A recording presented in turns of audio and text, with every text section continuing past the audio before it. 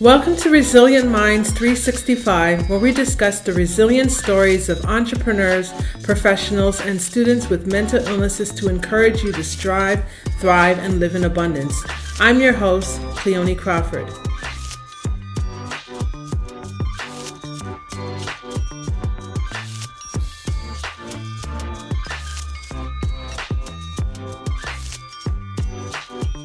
Welcome to Resilient Minds 365, where we discuss the resilient stories of entrepreneurs, professionals, and students with mental illnesses to encourage you to strive, thrive, and live in abundance.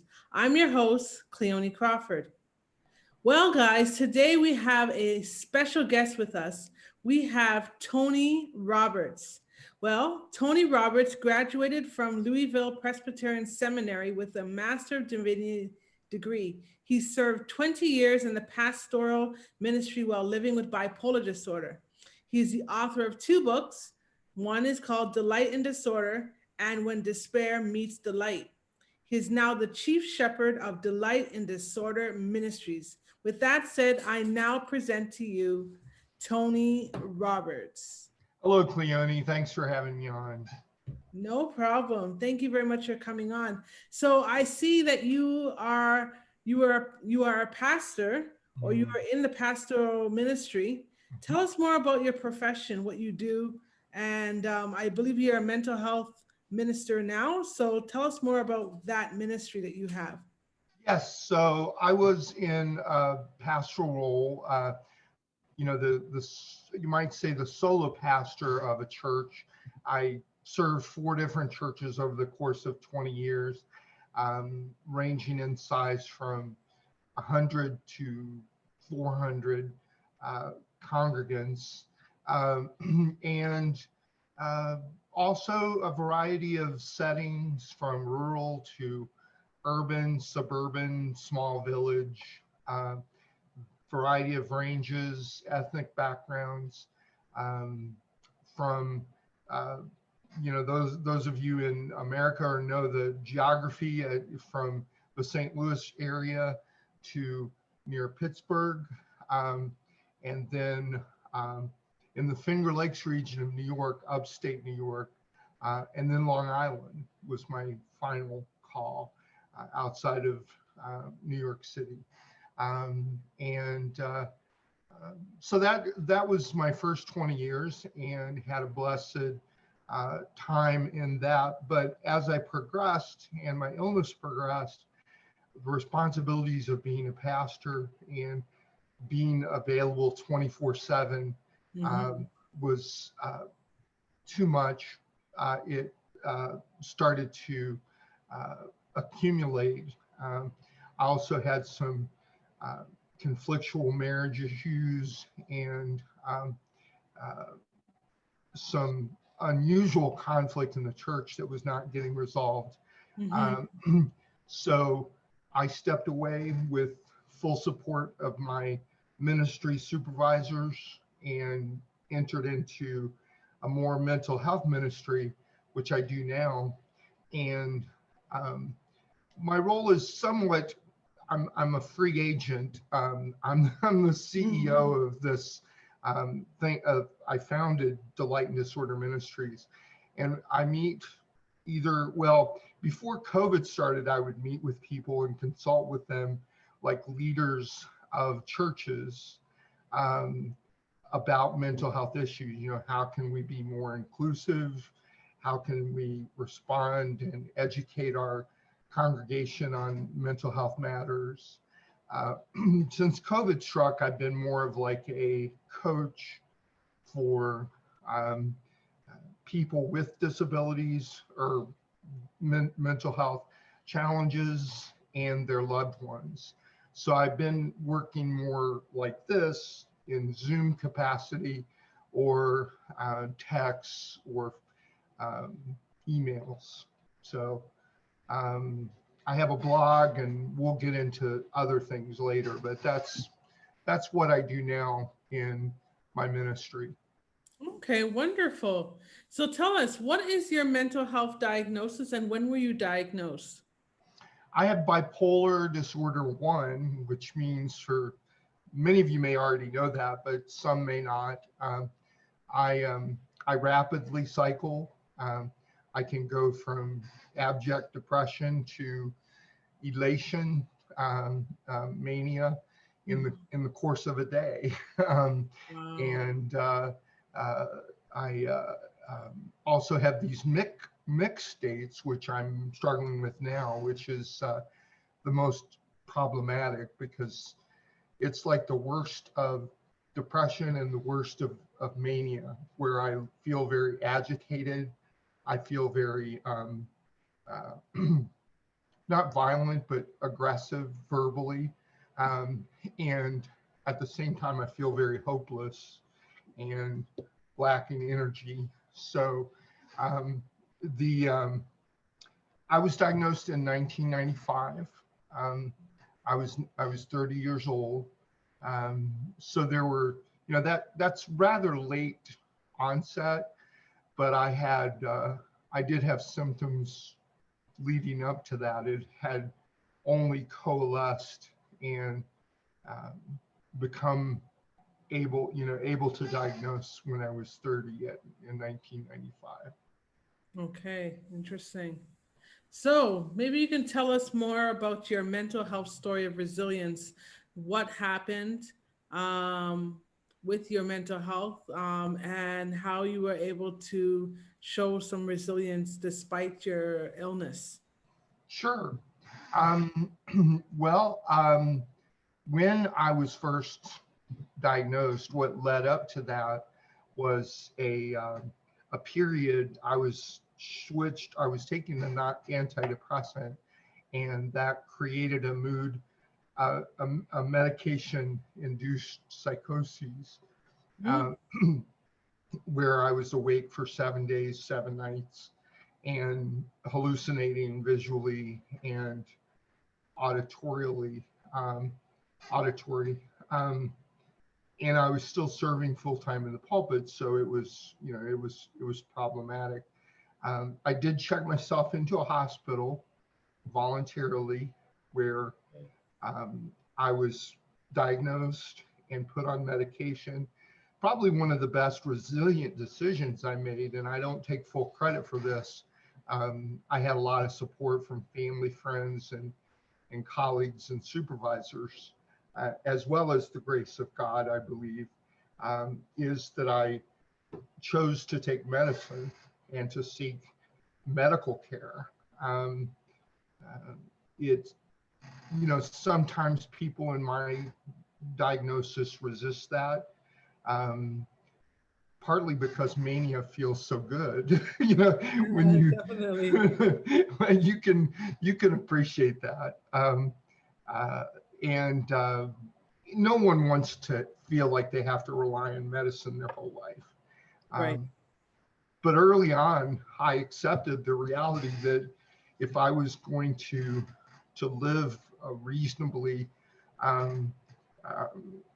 happy life, I would need to take medicine the rest of my life. I accepted that reality. And then over the course, there have been tremendous ups and downs. But I've been blessed to have, again, family, friends, colleagues, supporters, and the grace of God to bounce back. Some of the, I was told when I first went to the psych hospital, there was an old crotchety nurse who was like the bearer of bad news. And I guess I was giving her a hard time. And she decided to give me a dose of reality when I insisted that she give me a prognosis for my illness. And she said, well, you're going to divorce, you'll never work as a pastor again, and you'll be in and out of the psych hospital. So in a way, on the surface level, you could say that forecast held true. I did, after 25 years, I did get divorced, but we made it, we made it meaningful. We have 4 children that I love very dearly. I don't regret a moment of that. Mhm. I wasn't able to stay in pastoral ministry, but my ministry has persisted. It just took a different form. And even though I did go back to a psych unit, I've not been over the course of the last dozen years. So I've been able to manage it in an outpatient basis. That's So good. yeah. So my next question is, so you were diagnosed when you were 30, so a little later in life. So what was it like being a man with a mental illness? How did that affect your manhood? Yes, it's an excellent question, and I don't know I don't know this precise statistics, but I do know that from what I've studied that women are more commonly diagnosed with bipolar, um, really with all mental illness, correctly, but it's probably more the case because they're the ones who ask for help, right?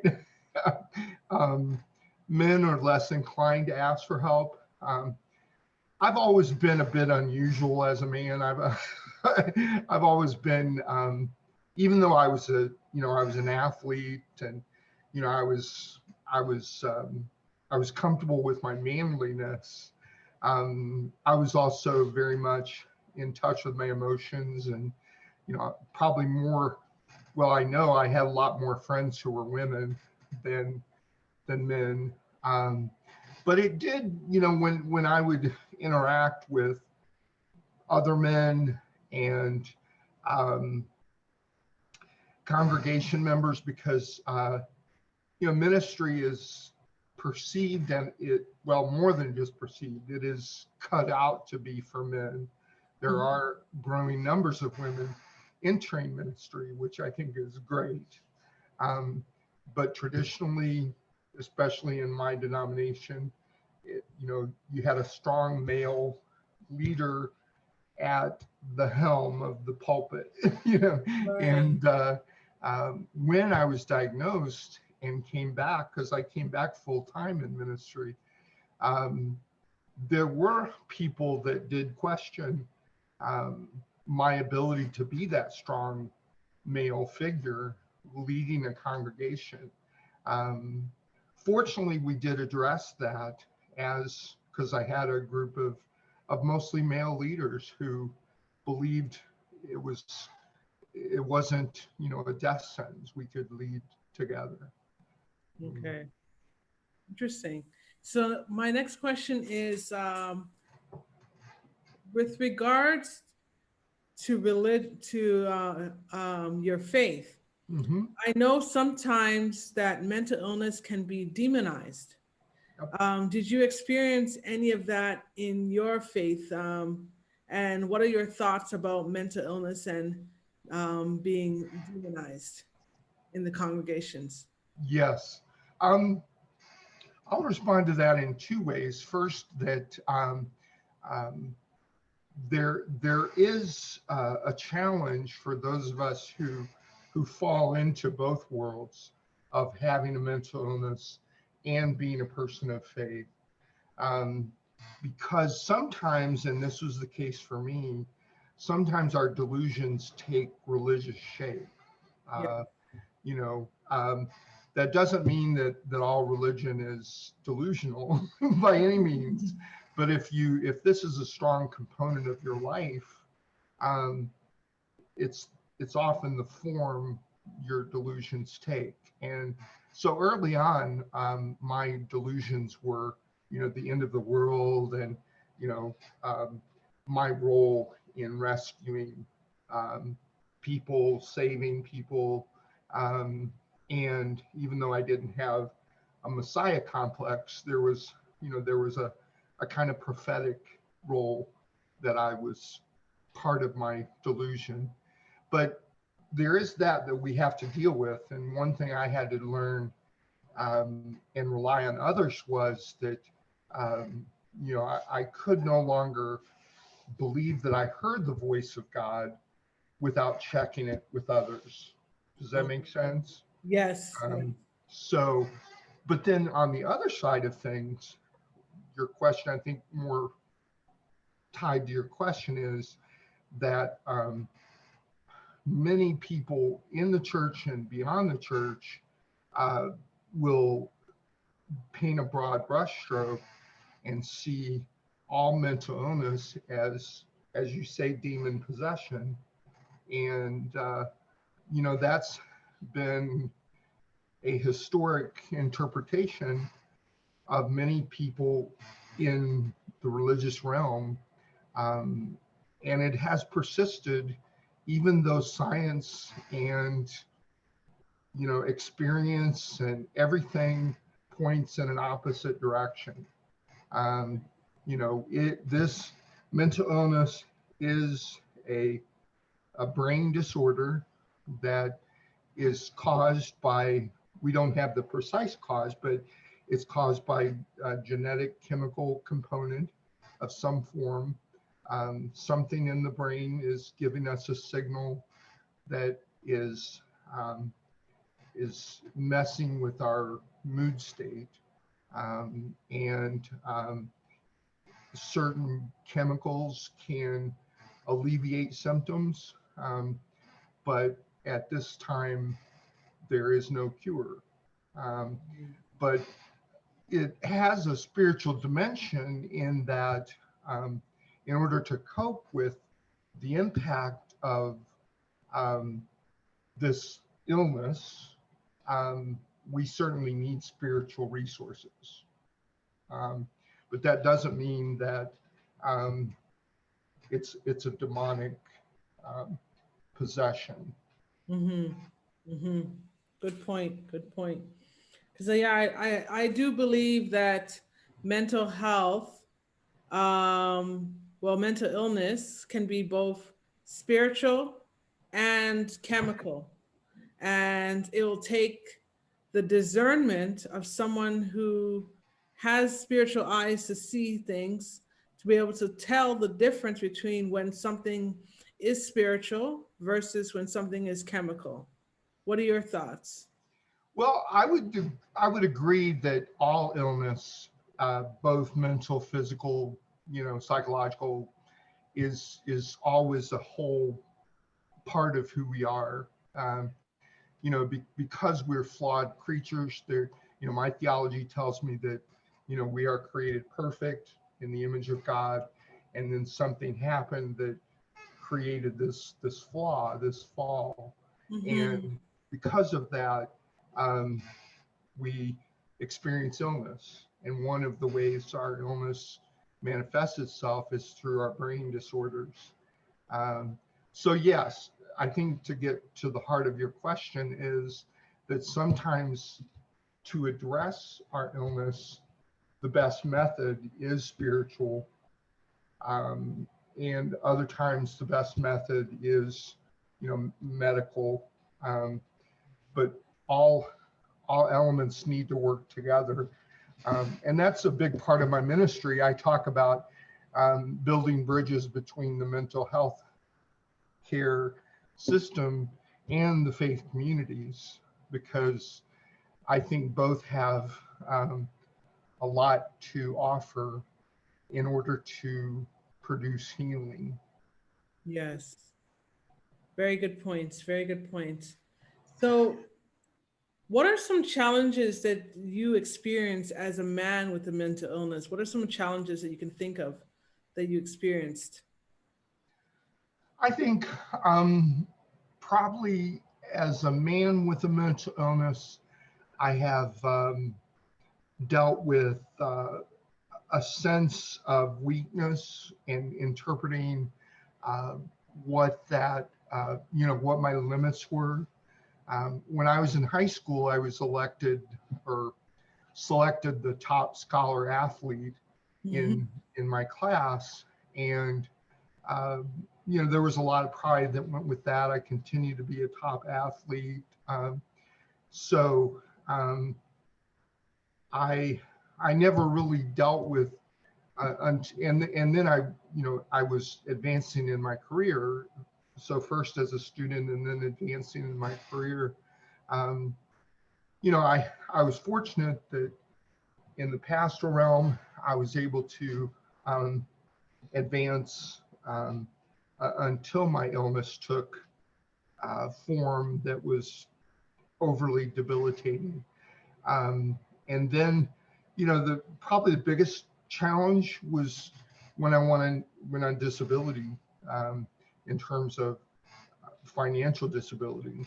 Right. You know, men have a hard time. I know I did, in terms of, you know, we basically, at least I felt like, you know, I need to earn an honest day's dollar with an honest day's work.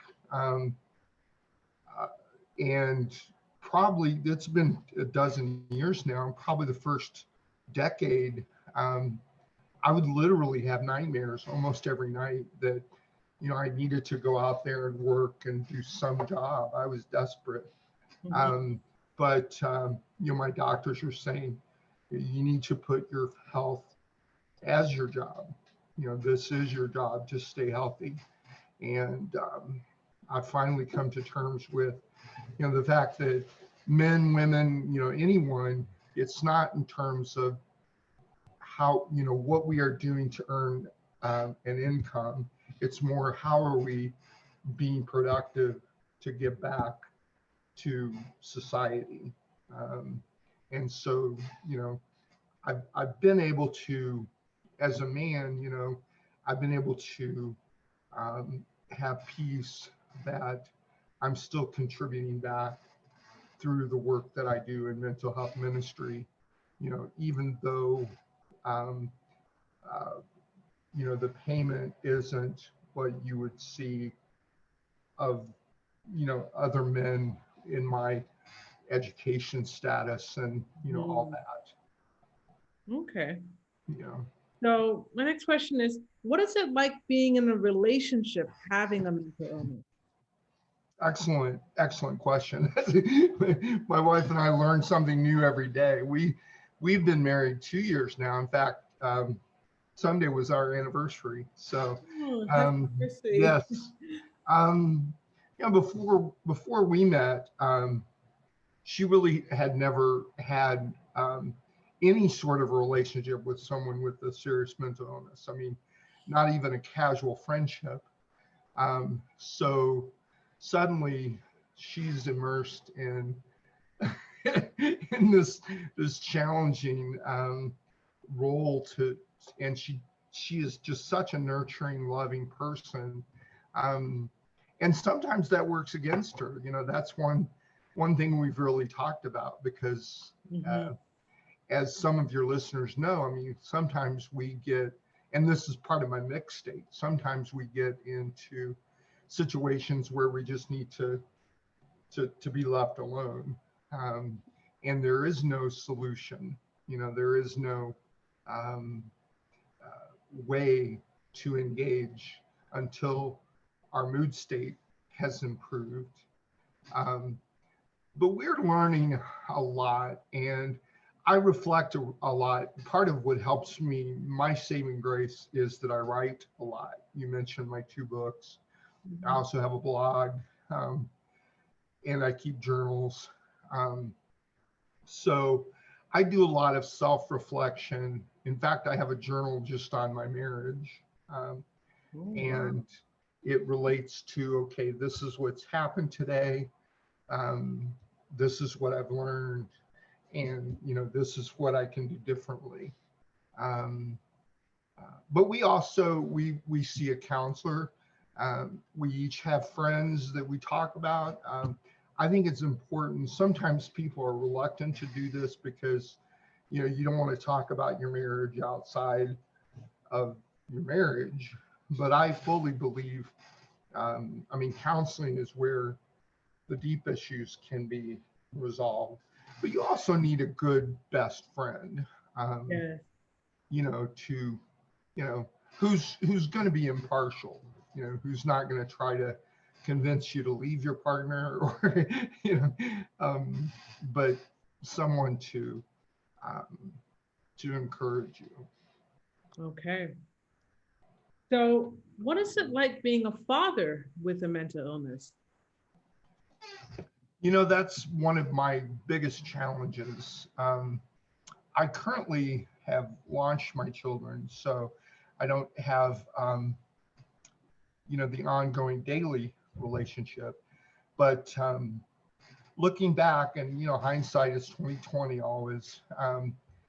I tried to do so many things in my career, in my community service, in my um, um, you know, I just tried to do so many things, all the while having a serious mental illness, that I had very little left for my children.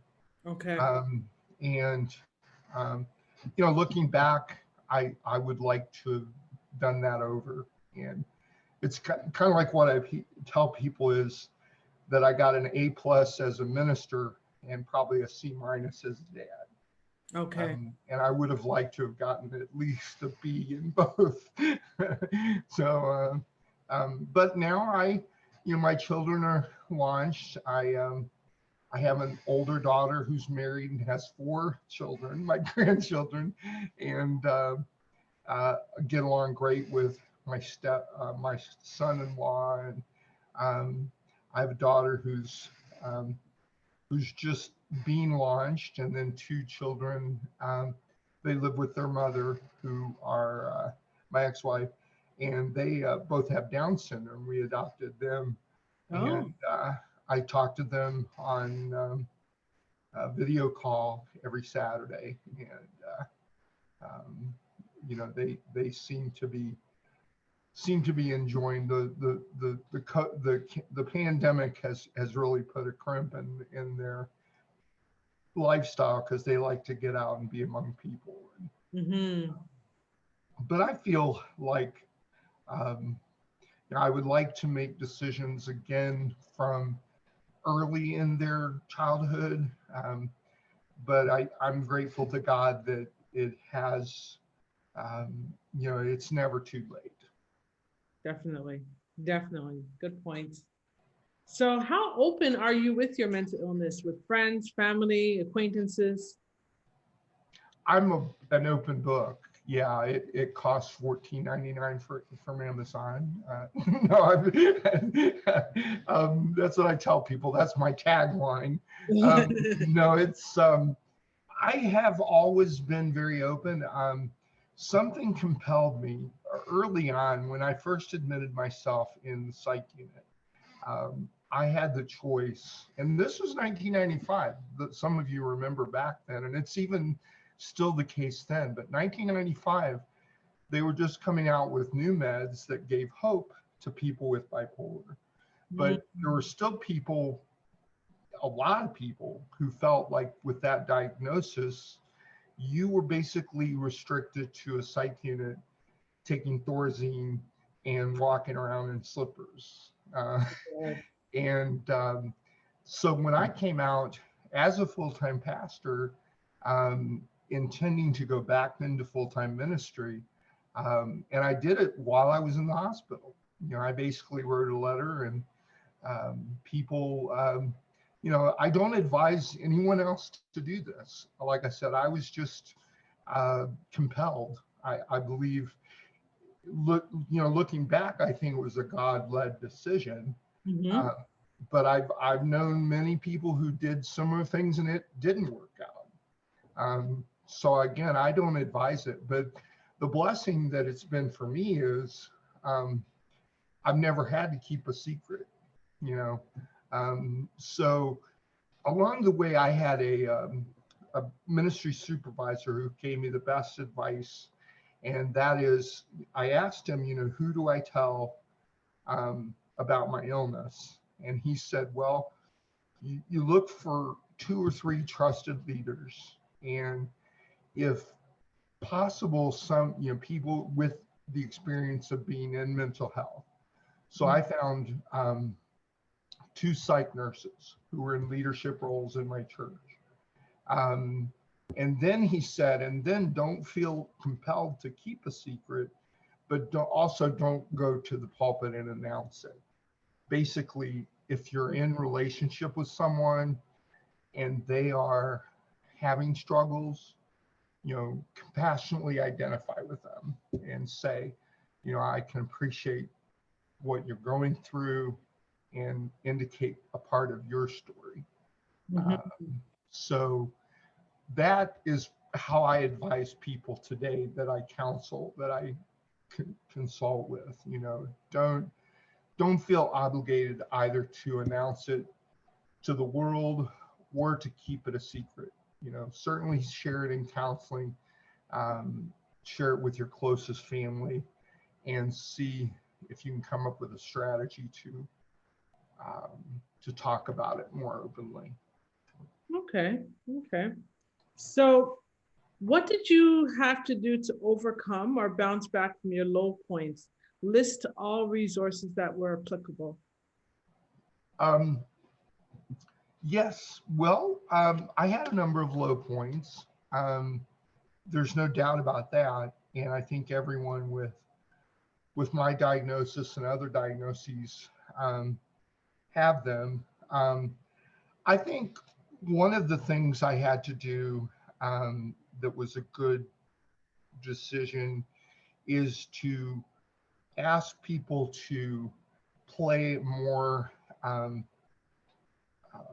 do I want to put this, play a more central role in my daily self-care.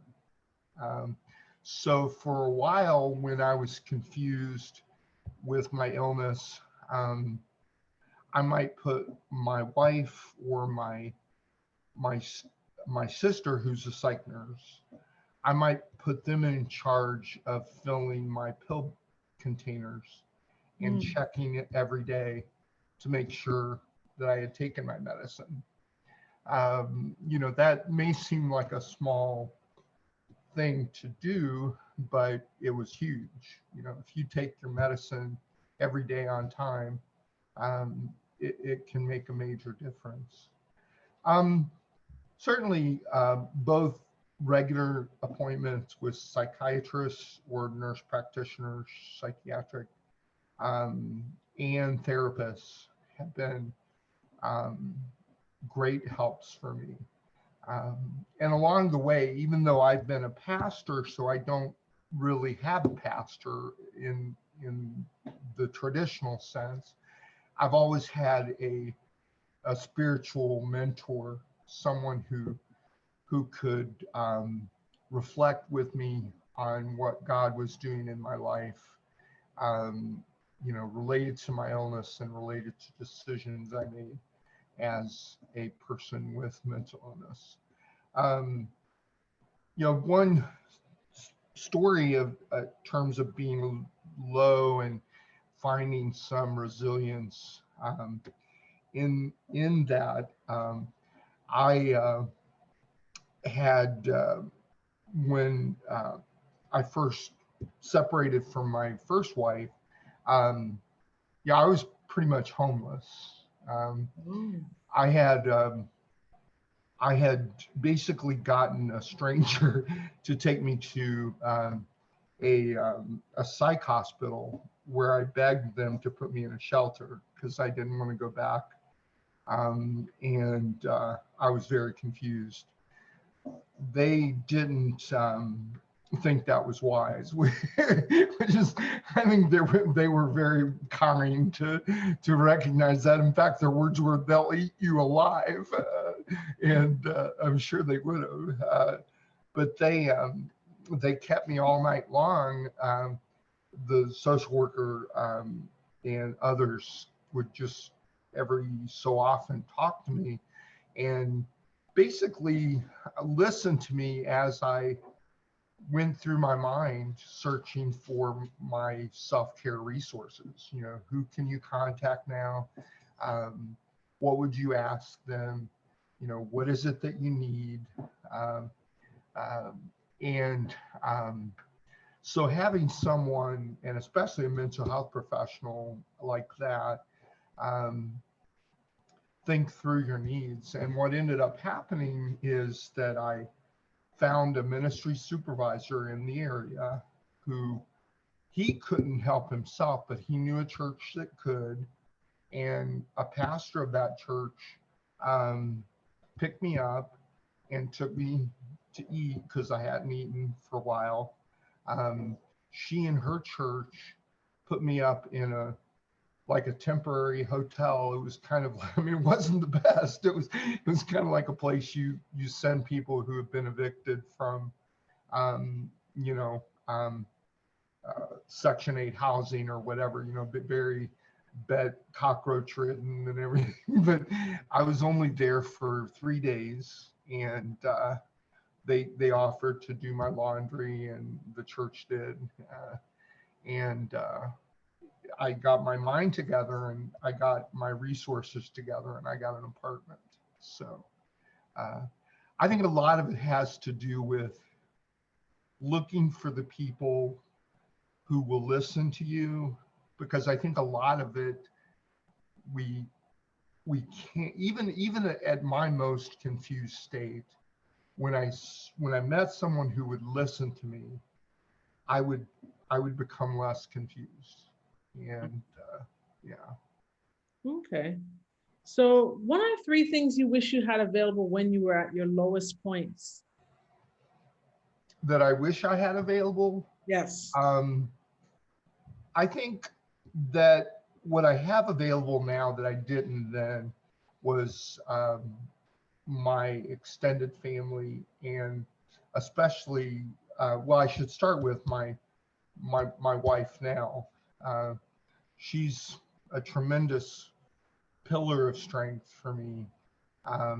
And I think had she been in my life, well, I know had she been in my life then, I would have not reached that bottoming out point. And then also my extended family, especially my sister, who's a psych nurse, and you know, she's kind of also like backup when my wife gets exasperated, trying to figure something out, and she will, you know, my sister will call, or we'll call her, and talk through my decisions. Let's see, you asked for 3. Those are 2. The third would probably be I know what the third is. I had, even though as a pastor, I would be open, you know, because of decisions I made, I was open about my illness. I never really developed a network of friends who I could look to during times of stress. I always would load it up on 1 or 2 people. And one thing I would strongly suggest to those of you listening, and you know, others with mental illness, is, you know, don't load it up on 1 or 2 people. You know, even if you send a quick message or a text to someone, that's why I love peer specialists. If I don't know if that's what you call the language in Canada, but Peer support workers. Peer support workers. People who know, I mean, they're not going to do therapy, they're not going to prescribe meds, but they can talk with you, they can listen, and they know what you're going through. And to this day, you know, I will, you know, send a quick message. In fact, there's one woman, Melanie, hi Melanie, in Toronto. No, she's Quebec, I'm sorry.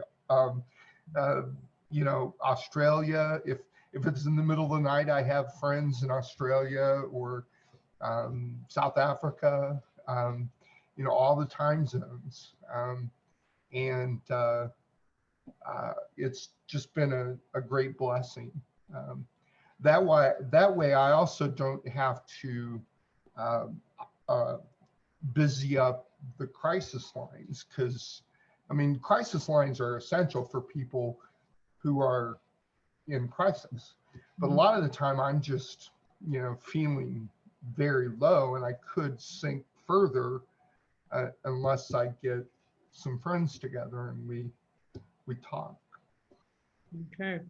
So tell us a little bit more about how you incorporate your faith with your mental illness and your ministry, what you're doing now. Well, my blog is a place, my books and my blogs, when I write, I always have in mind the two worlds. I reflect on, my personal faith. I'm a Christian, and yet I'm also one who believes that Christ died for all, and that, we don't condemn people based on their worldview. Our job is to invite people in to relationship, and that out of that relationship, love emerges. And if anyone will, if any changes happen, there's a saying a good mentor would say to me, and he would counsel young pastors with this, and he said, don't try to change people to be more like you.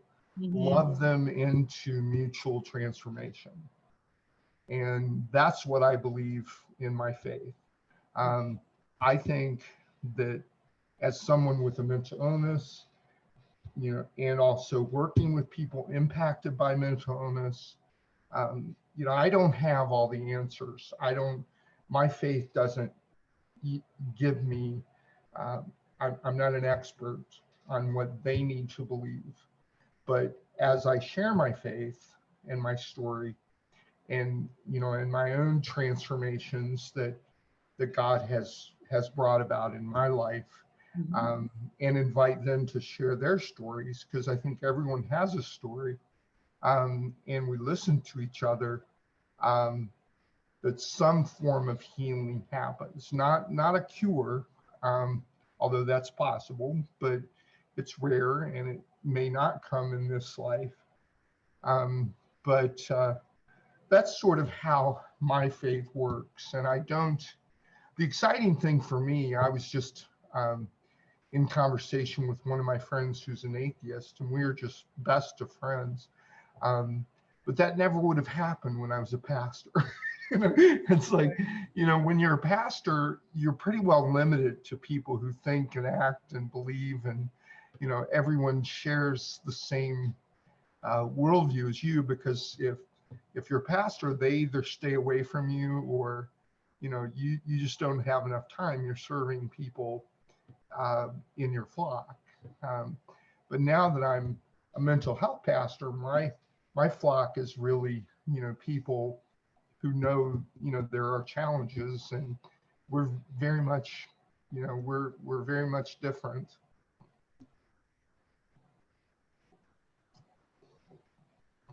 Okay, cool. Then I'd like to know, when you came out as someone with a mental health challenge, how were you received by your faith community? Well, this is another case where it was nothing short of a miracle, because I've never heard of anyone who had been embraced as much as I was. Okay. Almost without exception. My board of my church gave me an unlimited paid leave of absence. The mostly women of the church gave my wife all the, we were a traditional family. My wife was at home with the meals and the children, and they basically took that over, so she could visit me and sort of nurse me back to health. All of, in America, it's, the medical costs are outrageous, especially for psychiatric care. All of the extraordinary psychological or psychiatric care was covered. We don't even know who did that. It was nothing short of a miracle. So now that's not happening enough in the world today. And that's one one reason I share my story is that there's no reason why it can't happen. If it happened with me and the people that I was serving, and it was a good outcome. I mean, they grew, I grew, the church grew, our faith grew. Um, we learned to be more giving and sharing, and I came back strong. I served another dozen years in pastoral ministry, and I'm still in ministry. Um, so yeah, that now I will back up and say there were people who weren't fully embracing. We had initially let's see, this was a church of about 250 members, and I would say, the very first, because I initially spent 6 months out of the pulpit. I was coming back part-time, but not full-time. And I would say over the course of that 6 weeks, there were probably 50 people who kind of stepped back into the woodwork. But as soon as I was doing better, my leadership team and I decided that we would make home visits to everyone. And many of those 50 people, it was just a lack of understanding. Right. They felt like, well, he's too fragile now, or he's contagious, or and once they saw me in person and realized that I was as good as ever, it's all it took. Okay, wonderful, wonderful. I'm glad that you had that experience. Not everyone has had that experience, but that's amazing that you were able to have a positive experience with the church. With that said, what words of hope can you give to our listeners? I would say certainly that for all of those impacted by mental health challenges, including loved ones, because that's where my ministry is headed now. It seems, I mean, I'm not restricting it to any one, but I think God is leading me in the direction of reaching out, and people reaching out to me who are loved ones of those with mental health challenges, particularly diagnosed with serious mental illness, you might say, schizophrenia, bipolar, major depression, schizoaffective. And that is what I would say to all of you, is that, there is hope. There will be challenges daily, but I would encourage you to reach out with, not just professionals, but don't restrict the professionals from helping you. Certainly on the level of faith, give your friends and family and churches, people who have faith, give them a chance. Be honest about your needs. Correct them when they make mistakes. I think as I've worked with churches and church leaders and believers, they don't intend to hurt or restrict or exclude, but it's just ignorance. They don't know any better, or they're afraid, or they're hiding some of their own needs. So it's really up to those of us with mental illness, those of us impacted by mental health challenges, also, to look for support, and in doing so, also educate.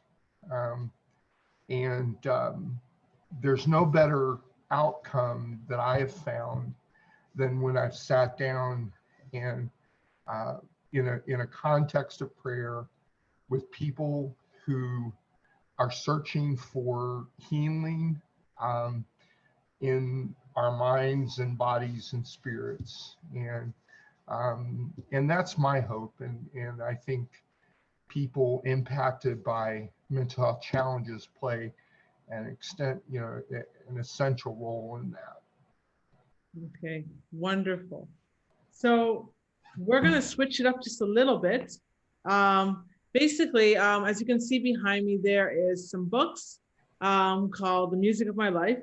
And basically, it's about my journey with bipolar and music therapy. So with that said, I'd like to know, what type of music do you like? Wow, I love that question because I make music playlists all the time. Yes. And this season of Christmas, that's kind of my Christmas gift to people. So I'll say my top genre is Americana music, which Okay. is kind of like a blend of country, folk, pop. There's an artist that has become popular. I think his song may be #1 on the American charts, and that's Nathaniel Ratcliffe. And he has a song called It's Still All Right.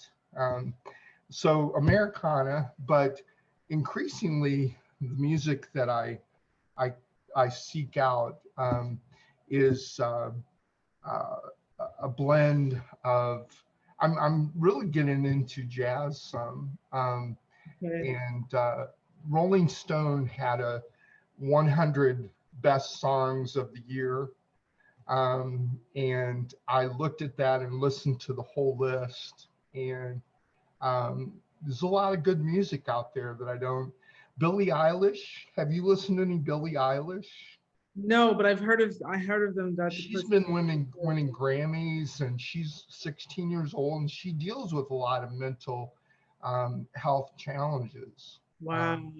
So I recommend her to your reader. She writes her own music and lyrics, and she's really amazing, Billie Eilish. How about you? For me, I like gospel music, gospel rap, gospel reggae.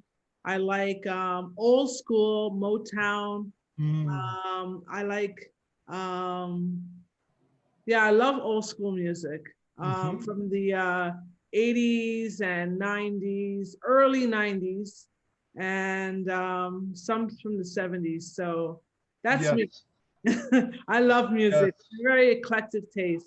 Well, I'm dating myself. For me, that's like my growing up years. That's not old school. That's like old school for me would be like Billie Holiday and Right. the really Ella Fitzgerald. And Yeah, definitely. Okay.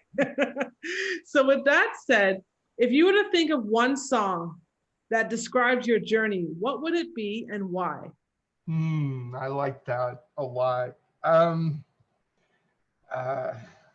Let's see here.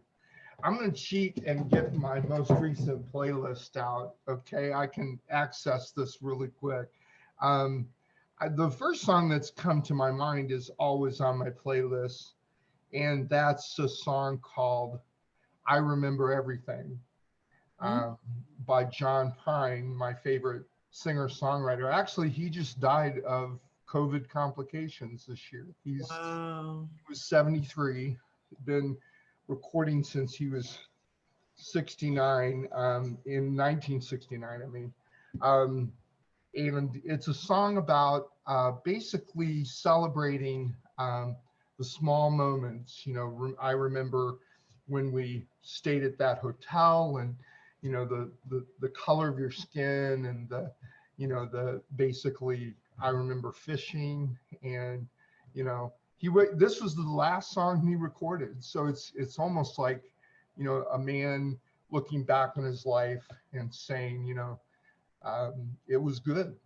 And as much challenges as we go through, and certainly with mental health challenge, I've been blessed to live long enough, and I'm only 56. I have a lot more to go, but I can, the blessing of age, I think, is you can look back and say, there's a lot of good stuff that's I've gone through. Okay, amazing. So how can we stay in touch with you? What are your social media handles? Well, I have a blog that's the first place to start. And that is, well, it's a website with a blog included. It's Delight in Disorder. So Delight, in disorder.org. And there you will find, I've taken a little bit of a holiday break, but starting the new year, I'm going to have faith and mental health reflections from myself, and then also guest posts. And I'd love to invite you to do one. From that, there's a contact button, or you can reach me at tony@delightindisorder.org. I have a Facebook page that is, if you look at Tony Roberts, you'll find I think it's Facebook.com/delightindisorder.org. And then I don't really do Twitter. I have those, but those are the two best social media access for me. Can I assume, so you're not on Instagram then? No, I'm not on Instagram. No. Okay. No worries. Perfect. Well, I want to thank you very much, Tony, for being a guest on our show and sharing your gems with us. It was very insightful. Thank you. Thank you. And I'll have you on my blog, and you can write about your music, music therapy, and what songs are important to you. Yeah, no worries. That'll be awesome. So with that said, to all you resilient minds out there, until next time, please subscribe to us on all our platforms, and don't forget to rate the show and leave a review for us on Apple Podcasts.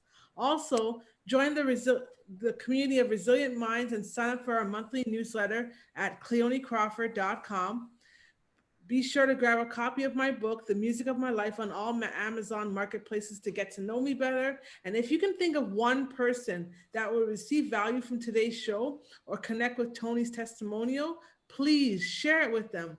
Feel free to take a screenshot of this week's episode of the podcast and tag us on Instagram. You can tag myself at Only Cleoni or Resilient Minds 365. And also, remember, mental health is not a death sentence. Despite your illness, you can strive, thrive, and live in abundance. Until next time, I'm Cleoni Crawford, and I'm signing off.